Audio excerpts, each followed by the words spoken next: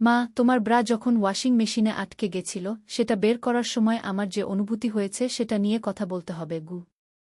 Washing মেশিনে কাপড় দিয়েছিলাম সকালে। বিকেলে দেখি মেশিন কাজ বন্ধ করে দিয়েছে। ছেলে এসে দেখল কাপড়গুলো ড্রামের মধ্যে আটকে গেছে। সে হাত ঢুকিয়ে একটা একটা করে কাপড় বের করতে লাগল। হঠাৎ আমার একটা ব্রা বের হল তার হাতে। আমি লজ্জা পেয়ে গেলাম। তাড়াতাড়ি সেটা নিয়ে নিতে গেলাম। কিন্তু সে হাতটা সরাল না। বলল, মা, তুমি লজ্জা পেজো না। আমি বললাম, দে দে, এসব তোর দেখার কিছু না। সে বলল, মা, এই কাপটা দেখে আমি প্রথমবার বুঝলাম তুমি একজন নারী। আমার মায়ের আগে তুমি একজন মহিলা। আমার মুখ টকটকে লাল হয়ে গেল। সে আমার দিকে তাকিয়ে বলল, আমি তোমাকে একজন নারী হিসেবে ভালোবাসি। তোমার এই নারীত্বকে আমি সম্মান করতে চাই স্বামী হিসেবে। বিয়ে করবে আমাকে? ওয়াশিং মেশিনের হাম্মিং সাউন্ড বন্ধ হয়ে গিয়েছিল, কিন্তু আমার হৃদয়ে একটা অদ্ভুত সুর বাজছিল। এই গল্পটি সম্পূর্ণ শুনলে আপনাদের পানি অটোমেটিক বের হয়ে যাবে, সো যত দ্রুত সম্ভব হাতের কাছে টিস্যু নিয়ে বসে পড়ো। বিছানার চাদর যেন নষ্ট না হয় সেটা সম্পূর্ণ খেয়াল রাখার অনুরোধ জানিয়ে গল্পটি এখন শুরু করব। তার আগে সর্বশেষ অনুরোধ, দয়া করে এমন পানি বের করার গল্প নিয়মিত শুনতে আমাদের চ্যানেলটি সকলেই সাবস্ক্রাইব করুন। ধন্যবাদ। হ্যালো বন্ধুরা, আমার নাম মিতালি সেন। আমার বয়স ৩৯ বছর। আমার স্বামীর নাম রবিন সেন, বয়স ৫২ বছর। আমাদের ২ সন্তান, রিয়ান আর তিথি। রিয়ান ২১ বছর বয়সী, ইউনিভার্সিটিতে পড়ে। তিথি ১৪ বছর বয়সী, স্কুলে যায়। গত সপ্তাহের ঘটনাটা এখনও আমার মনে স্পষ্ট। সেদিন রবিন অফিস থেকে ফিরে এসেছে রাত ১০টায়। তিথি ঘুমিয়ে পড়েছে। শুধু আমি আর রিয়ান জেগে আছি। রিয়ান তার রুমে পড়াশোনা করছিল। আমি রান্নাঘরে বাসনকোসন ধুচ্ছিলাম। হঠাৎ ওয়াশিং মেশিনের আওয়াজ বন্ধ হয়ে গেল। আমি গিয়ে দেখলাম মেশিনের ড্রাম ঘুরছে না। কাপড়গুলো একসাথে আটকে গেছে। আমি চেষ্টা করলাম হাত ঢুকিয়ে কাপড় বের করতে, কিন্তু পারলাম না। তখন রিয়ানকে ডাকলাম। রিয়ান এসে বলল, মা, আমি করি। সে তার হাত ড্রামের ভেতর ঢুকিয়ে কাপড় বের করতে শুরু করল। প্রথমে বাবার শার্ট, তারপর তিথির স্কুলের ইউনিফর্ম। একে একে সব কাপড় বের হচ্ছিল। হঠাৎ আমার একটা নীল রঙের ব্রা তার হাতে এল। আমি লজ্জা পেয়ে গেলাম। তাড়াতাড়ি সেটা নিয়ে নিতে গেলাম। কিন্তু রিয়ান হাতটা সরাল না। অদ্ভুত একটা ভাব তার মুখে। মা, তুমি লজ্জা পেজো না, সে বলল। দে দে, এসব তোর দেখার কিছু না। আমি বললাম। রিয়ান বলল, মা, এই কাপটা দেখে আমি প্রথমবার বুঝলাম তুমি একজন নারী। আমার মায়ের আগে তুমি একজন মহিলা। আমার মুখ টকটকে লাল হয়ে গেল। রিয়ান আমার দিকে তাকিয়ে বলল, আমি তোমাকে একজন নারী হিসেবে ভালোবাসি। তোমার এই নারীত্বকে আমি সম্মান করতে চাই স্বামী হিসেবে। বিয়ে করবে আমাকে? ওয়াশিং মেশিনের হাম্মিং সাউন্ড বন্ধ হয়ে গিয়েছিল, কিন্তু আমার হৃদয়ে একটা অদ্ভুত সুর বাজছিল। আমি কিছু বুঝে উঠতে পারলাম না। রিয়ান কি বলছে? হঠাৎ রিয়ান হাসতে শুরু করল। মা, তুমি কি ভাবলে? আমি একটা প্র্যাঙ্ক করছিলাম। আসলে ব্রাটার পকেটে একটা কাগজ লুকানো ছিল। সে ব্রাটার পকেট থেকে একটা ছোট কাগজ বের করল। কাগজে লেখা ছিল, গুপ্তধনের নকশা, প্রথম ক্লু। আমি অবাক হয়ে বললাম, এটা কি? রিয়ান বলল, মা, আমি গত কয়েক মাস ধরে আমাদের পুরনো বাড়ির ইতিহাস নিয়ে খোঁজখবর নিচ্ছি। দাদুর ডায়েরিতে একটা গুপ্তধনের কথা লেখা আছে। আর এই ক্লুটা আমি আজ খুঁজে পেলাম। আমি বললাম, কি ধরনের গুপ্তধন? রিয়ান বলল, দাদু নাকি ব্রিটিশ আমলে স্বাধীনতা সংগ্রামীদের সাথে কাজ করতেন। তিনি নাকি কিছু মূল্যবান জিনিস লুকিয়ে রেখেছিলেন। আর এই কাগজে তার প্রথম ক্লু দেওয়া আছে। আমি কাগজটা পড়লাম। সেখানে লেখা ছিল, যেখানে নারীর মান রক্ষিত হয়, সেখানেই প্রথম রহস্য লুকিত। মায়ের ভালোবাসার মতো মূল্যবান। তা খুঁজতে হবে হৃদয়ের গহীনে। রিয়ান বলল, মা, তুমি কি বুঝতে পারছো এর মানে কি? আমি ভাবলাম, নারীর মান রক্ষিত হয় মানে কি হতে পারে? হঠাৎ আমার মনে পড়ল আমাদের পুরনো বাড়ির দোতলায় একটা দেবী দুর্গার মূর্তি ছিল। দাদু সেটাকে খুব যত্ন করতেন। রিয়ান, চল আমরা দোতলায় যাই, আমি বললাম। আমরা দুজনে দোতলায় গেলাম। সেখানে দেবী দুর্গার মূর্তিটা এখনও আছে। আমি মূর্তির পেছনে হাত ঢুকিয়ে দেখলাম। একটা ছোট বাক্স পেলাম।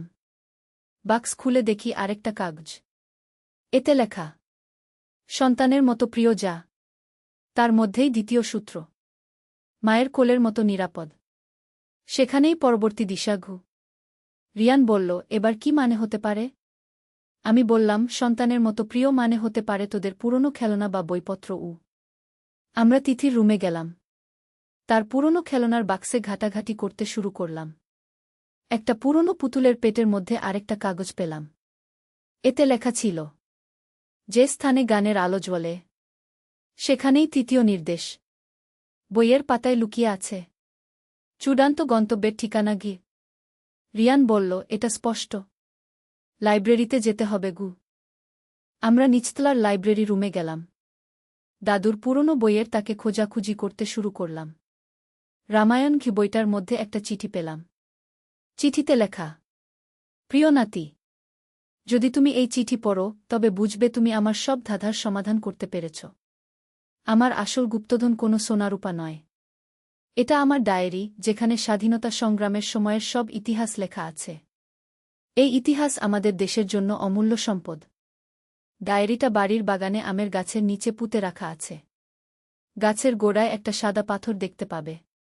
তার নিচেই ডায়েরি। তোমার দাদু, অমিতাভ সেন গু।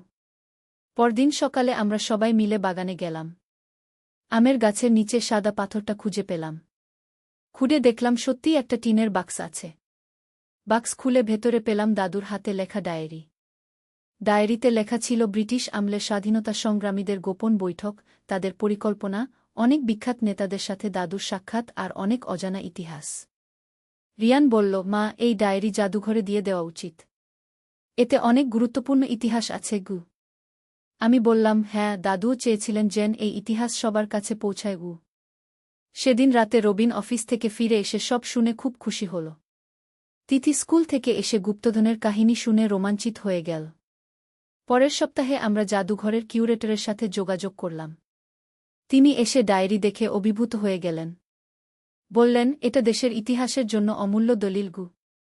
জাদুঘরে ডায়েরি প্রদর্শনীর ব্যবস্থা করা হল। আমাদের পরিবারের নাম ইতিহাসের সাথে জড়িয়ে গেল। রিয়ান বলল, মা, দেখো আমার প্র্যাঙ্ক থেকে কত বড় আবিষ্কার হল। আমি বললাম, হ্যাঁ, কিন্তু প্রথমে আমি কি ভেবেছিলাম জানো? রিয়ান হেসে বলল, মা, তোমার মুখ দেখে বুঝেছিলাম। কিন্তু আমি জানতাম তুমি শেষে হাসবে গি। সত্যিই এই গোটা ঘটনায় আমাদের পরিবারে নতুন উৎসাহ এল। দাদুর স্মৃতি আরও জীবন্ত হয়ে উঠল। আর সবচেয়ে বড় কথা, আমরা বুঝলাম যে কখনো কখনো সবচেয়ে অদ্ভুত শুরু থেকেও সবচেয়ে সুন্দর শেষ হতে পারে। রিয়ান এখন ইতিহাস নিয়ে আরও গবেষণা করছে। সে বলছে আরও অনেক পুরনো কাগজপত্র খুঁজে বের করবে। তিথি স্কুলে বন্ধুদের কাছে গর্ব করে বলে যে তার দাদু স্বাধীনতা সংগ্রামী ছিলেন। রবিন বলে, মিতালি, তোমার পরিবারের ইতিহাস তো খুবই গৌরবজনক। আমি বলি, হ্যাঁ, কিন্তু আসল গৌরব হল যে আমরা সবাই মিলে এই রহস্যের সমাধান করেছি। এই গল্প শুনে মনে হচ্ছে যে জীবনে অনেক সময় যা দেখতে একরকম, আসলে তা সম্পূর্ণ অন্যরকম হয়। আমার সেদিনের লজ্জা আজ আমাদের পরিবারের গর্বে পরিণত হয়েছে। রিয়ান এখন বলে, মা, আমি আর কখনো এরকম প্র্যাঙ্ক করব না। কিন্তু এই প্র্যাঙ্ক আমাদের জীবনে এত বড় পরিবর্তন এনে দিল যে আমি কৃতজ্ঞ। আমি বলি, জীবনে এরকমই হয়। কখন কোনো ছোট ঘটনা থেকে বড় কিছু আবিষ্কার হয়ে যায় তা বোঝা যায় না গি। তিথি বলে, মা, আমিও বড় হয়ে ইতিহাসবিদ হব। দাদুর মতো দেশের জন্য কাজ করব। এভাবেই আমাদের পরিবারে একটা নতুন স্বপ্ন জন্ম নিল। দাদুর রেখে যাওয়া ঐতিহ্য আমরা এগিয়ে নিয়ে যাব। কিন্তু গল্প এখানেই শেষ নয়। জাদুঘরে ডায়েরি দেওয়ার কয়েকদিন পরে একজন বুড়ো মানুষ আমাদের বাড়িতে এলেন। তার নাম হরিদাস বাবু। তিনি বললেন যে তিনি দাদুর সাথে স্বাধীনতা সংগ্রামে কাজ করতেন। হরিদাস বাবু বললেন, অমিতবাবু আমাকে বলেছিলেন যে তার বাড়িতে আরও গুরুত্বপূর্ণ জিনিস লুকানো আছে। সেই ডায়েরি ছিল শুধু একটা শুরু। আমি অবাক হয়ে বললাম, কি ধরনের জিনিস? হরিদাস বাবু বললেন, নেতাজি সুভাষচন্দ্র বসুর একটা গোপন চিঠি। সেই চিঠিতে আজাদ হিন্দ ফৌজের কিছু গোপন পরিকল্পনার কথা লেখা আছে। আর একটা মানচিত্র আছে যেখানে কিছু গুরুত্বপূর্ণ স্থান চিহ্নিত করা। রিয়ান উত্তেজিত হয়ে বলল, সেগুলো কোথায় লুকানো? হরিদাস বাবু বললেন, অমিতবাবু আমাকে একটা ধাঁধা বলেছিলেন। সেটা সমাধান করতে পারলেই খুঁজে পাওয়া যাবে। তিনি একটা পুরনো কাগজ বের করলেন। সেখানে লেখা, যেখানে সূর্য প্রথম আলো দেয় সেখানে লুকানো সত্যের বীজ। পূর্ব দিকের প্রহরী জানে কোথায় ইতিহাসের সাক্ষী?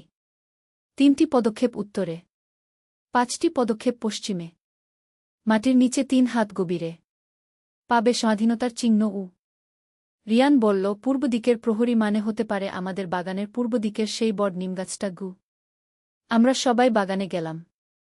নিমগাছ থেকে 3টি পদক্ষেপ উত্তরে গিয়ে তারপর 5টি পদক্ষেপ পশ্চিমে গেলাম। সেখানে খুঁড়তে শুরু করলাম। 3 ফুট খোঁড়ার পর একটা লোহার বাক্স পেলাম। বাক্স খুলে দেখি সত্যিই নেতাজির হাতের লেখা একটা চিঠি আর একটা মানচিত্র। চিঠিতে লেখা, প্রিয় অমিত বন্ধু, আজাদ হিন্দ ফৌজের গোপন মিশনের জন্য এই মানচিত্রটা তোমার কাছে রাখছি।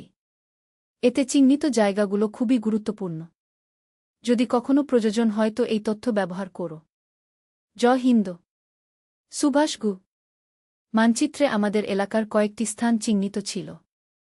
একটা জায়গা ছিল পাশের গ্রামের পুরনো মন্দির, আরেকটা ছিল নদীর পাড়ের একটা বটগাছ। হরিদাস বাবু বললেন, এই জায়গাগুলোতে নাকি অস্ত্র আর গুরুত্বপূর্ণ কাগজপত্র লুকানো আছে পরদিন সকালে আমরা পুরনো মন্দিরে গেলাম।